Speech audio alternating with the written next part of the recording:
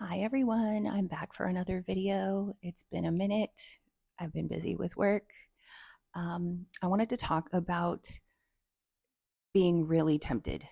So, I recently went to Universal Studios with my family and it was amazing. I had a wonderful time. This is in June of 2025. So, for those of you who have been there, the one in Hollywood, you know that they have the Simpsons World and they have Moe's Tavern. So we ended up eating there for lunch. We ended up eating at Cletus's Chicken Shack, which honestly was really, really good. I was surprised. One of my family members tried the fried chicken like on the bone and it was delicious. I don't know if it's just because we were walking all day, but the flavor in the skin, and normally I don't even like to eat skin normally. That I don't know. I ordered the chicken tenders and they were just regular chicken tenders that you would get anywhere. But anyway, the fried chicken was good. So I don't know if it's just because we were walking all day that I was super hungry and it was delicious. But anyway, the way the buildings are is in the Simpsons land. It's like three different restaurants, I want to say. Because there's Lard Lads, which sells the huge donuts. And yes, of course, I got one. The maple bacon was it was good, but it had too much bacon. So honestly, I don't recommend it unless you just freaking love bacon and you want to bite, big pieces of, and it was cold, cold bacon, like in every bite of your donut, which it was just way too much for me. The pink one was good. I think that's like the main Homer Simpson donut, the big pink one.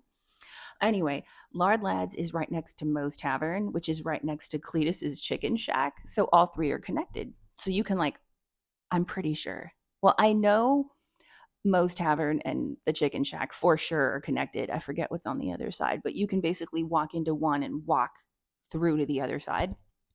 So I walked right into Moe's Tavern and it looked just like Moe's Tavern. It really did. Like you really feel like you were in the Simpsons um, cartoon.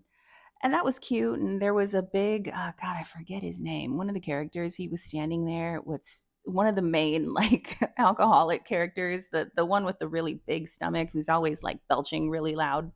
They had a big like model of him, a figurine, like it was like life size. So we took a picture with that. But it was basically a bar. And there was a long line every single time we walked by that area or through that area.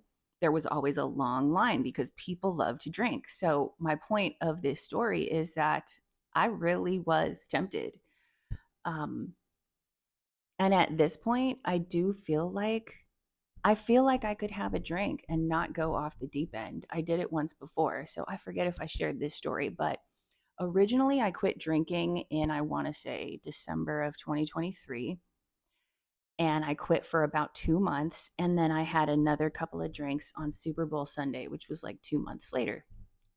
And I was fine. I decided after that that I wanted to quit. And I didn't feel like I was going to spin out of control. I didn't feel like, I was going to dive head first back into addiction. But, I also want to add that this is a choice. It is a choice. Every day I'm choosing not to drink. So even though, when I initially quit, I drank again 2 months later. I had a few drinks on one night. It was just one night, which was Super Bowl. And that is my official sober date up to this point. Um, but the way I felt after having my last few drinks on Super Bowl Sunday 2024, February 11th, the way I felt then is the way I feel now. It's, and I'm really proud of myself for that. It is a choice. I have to choose every single day, every single weekend were like trigger days for me. Friday nights were trigger days for me. In the past, I would always tell myself, it's Friday night. I want to have a drink. I want to relax, quote unquote. I've already been over all this. You have a couple of drinks and you feel amazing, and it's the next day for me. I usually can't stop at just one drink. I mean, drinking is a lot like um, sugar addiction. I've talked about that as well. If I eat ice cream, I want a generous serving of ice cream. I cannot just have one scoop. or even chips, salty snacks, crunchy snacks. I cannot just eat one. I want to have my fill, like the lion's share of that thing that I like. And I was, that's exactly how it was when it came to drinking. I cannot just have one drink, or that's how I was in the past. My point being, we went to Universal Studios Hollywood a little over a week ago now, and I was tempted. I'm not even going to lie. I was tempted. Alcohol was everywhere. There were literal stands all over the park that were selling like beers and um, those spiked like wine coolers and things like that. It was everywhere. And going into Moe's Tavern, I like a part of me felt like I want to buy a drink just because I'm here, just based on principle of being in Moe's Tavern in the Simpsons land at Universal Studios Hollywood. And it's cool. It was just like I had to get a large slab donut. I had to because it's the novelty of it. It's like special. It's something that it's my first time ever doing that, ever being there. Well, I went to Universal Studios like back in the 90s when I was like 14. It was a really, really long time since I had been there. The Simpsons land wasn't even there the last time I went. And I heard it might be shutting down in 2026. So that made it even more special. Like in the back of my mind, my old self 1,000,000% wanted a drink. But I made the conscious decision to stay sober and not drink because what I do is I tell myself the laundry list of reasons why I don't want to drink. So, number one, it was really hot. We were walking all day. We were there for 2 days. I walked over 11,000 steps the first day, over 15,000 steps the second day. I mean, by the end of the day, and I didn't have the best shoes on. So, by the end of the day, I was almost limping just from walking so much. My point being that I needed to hydrate at my age, in my mid 40s. Um, I think this is just part of getting older. It's like your whole body, your whole system gets more sensitive. Your stomach gets more sensitive. Your bladder gets more sensitive. I'm one of those types now that, or in the last few years of me drinking, that I would need to be going to the bathroom constantly. That is a really annoying feeling. And when you're at a theme park that was jam packed, oh my God, it was insanely packed. So we went Juneteenth and the day after Juneteenth. So June 19th and 20th.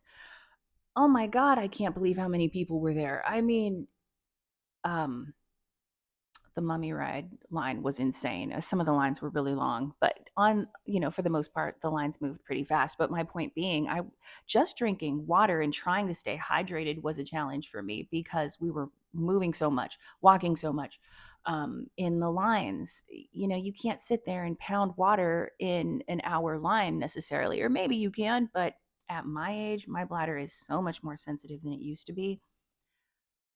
Oh my God, we were going to the bathroom, me and a couple other people I was with, a family, we were going to the bathroom constantly. And even my sons were like, oh my God, we keep stopping to go to the bathroom. But that's just a part of being older. And I think maybe also a part of being a woman.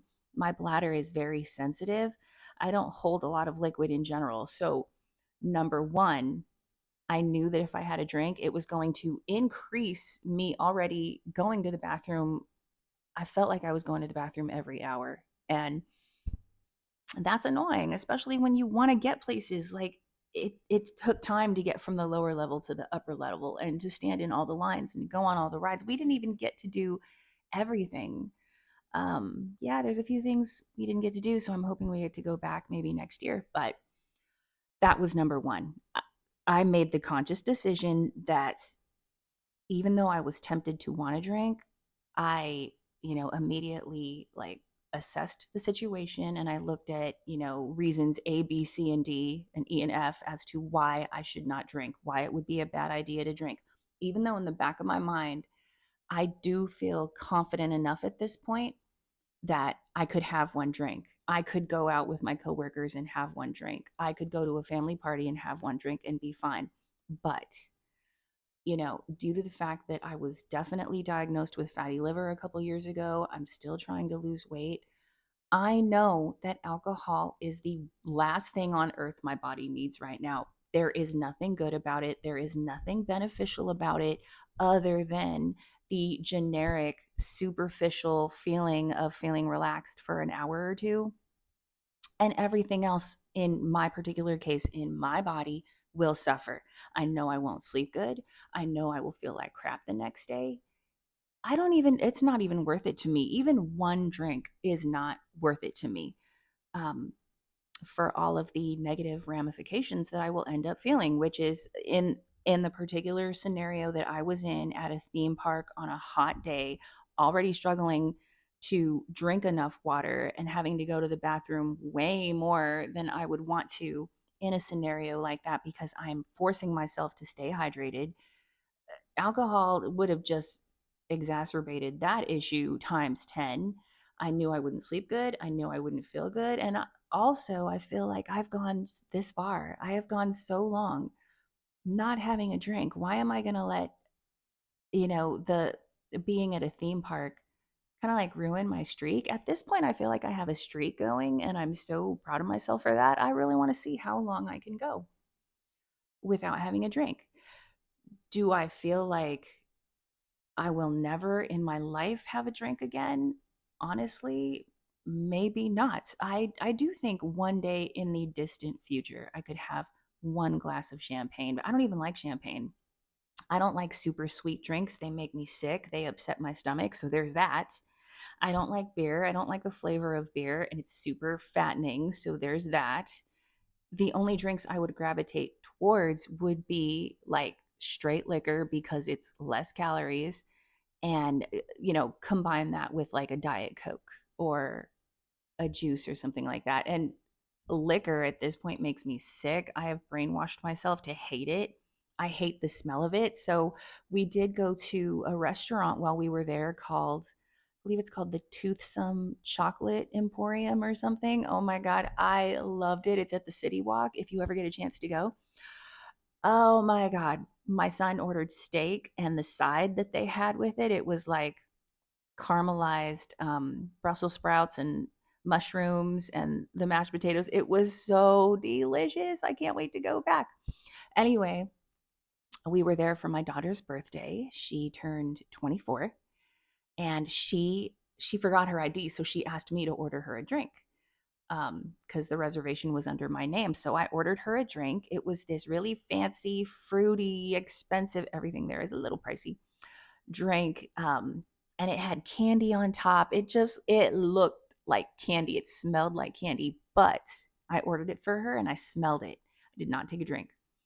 And I could smell the liquor in it, and that's how long it's been since I've had a drink that I can smell that liquor and it smells gross to me.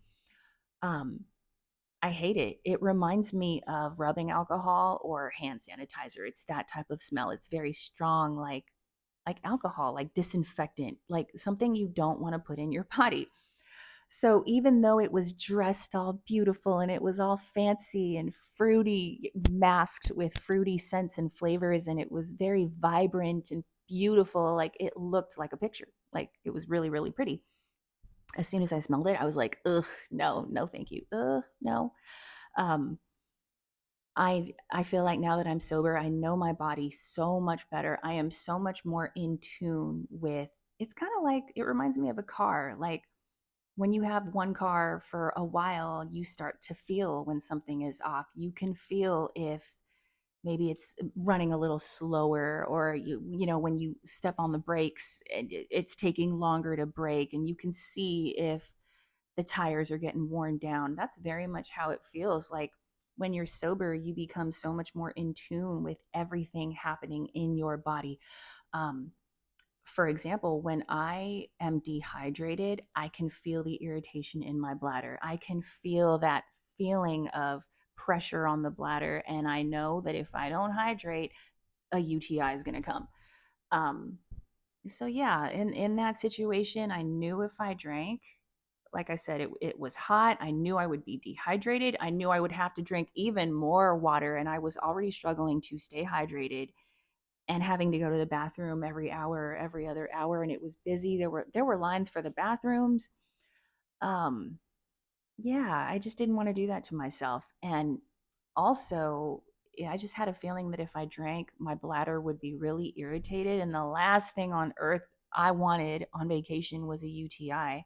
This was a big deal going on a vacation for me and my kids. We haven't been on a big vacation out of town, meaning we drove somewhere out of the vicinity of where we live to go on vacation, stay at a hotel. We hadn't done that since right before COVID. So this was a huge deal. I didn't want to ruin that with something like alcohol. And at this point, I'm smart enough to know that alcohol, it negatively affects every area of my life. I already struggle with sleeping. The last thing on earth I wanted was to ruin my sleep that night. Um, it was the last day of our vacation at that point, and then we had to go back home the next day. And I didn't want to, like, I'm already struggling with sleep as it is. I think being in perimenopause, that's a whole thing. So anyway, my point, of this video today is just to share my real world experience, like in real time. Well, this was over a week ago now, of feeling like, man, I really, really wanted a drink. Like, you know, the old me, like I said, would have been like, oh, this is a novelty. It's special. It's my first time here. I don't know when I'll ever come back. Um, Moe's Tavern was so cute, by the way. Oh my God, it looked just like the cartoon. There was even a pool table in the middle of the room, but they put like glass or plastic on it so you could sit at the pool table as a table. It was so cute. Um, yeah, I really, really was tempted. I bought a drink for my daughter. I bought a drink for my mom. I was standing in Moe's Tavern and I didn't do it. And I'm really proud of myself for that. But the point being that even though I was tempted, I am I'm choosing a healthier choice. And it's because I want to be healthier. I want to feel better. I want to age gracefully. I don't want to ruin my body with so many toxins. I'm trying to reduce my toxic load. Because, yeah, I still ingest sugar, and probably some of like the cosmetics I use are not the healthiest and whatnot, but whatever. Okay. I am taking baby steps. And this is one thing that I definitely feel in control of now. Even though I get tempted, I'm choosing a better choice for myself. And if I can do it, you can do it too. What I would say is find your why. And that sounds so cliche, but find your why. One of my whys is to get my fatty liver in check and to age gracefully. Because, like I've said many times, I don't want to be a washed up, dusty, crusty looking old hag because of alcohol. And oh my God, I think I've talked about this before. I am in repair mode right now of just trying to repair years of alcohol damage and cigarette damage. Tretinoin is a game changer. I love it, but it's taking time. I've been using tretinoin now for consistently for about 6 months. And I thought I would be way further along than I am. Like, I have got a long ways to go with repairing all of this um, cellular, like free radical damage, is I think the way to say it. But anyway, just wanted to share my experience. And if you're struggling, I am praying for you. If I can do it, you can do it. And I'm praying in Jesus' name that you find the healing that you need. Thanks. And I'll talk to you again soon. Bye.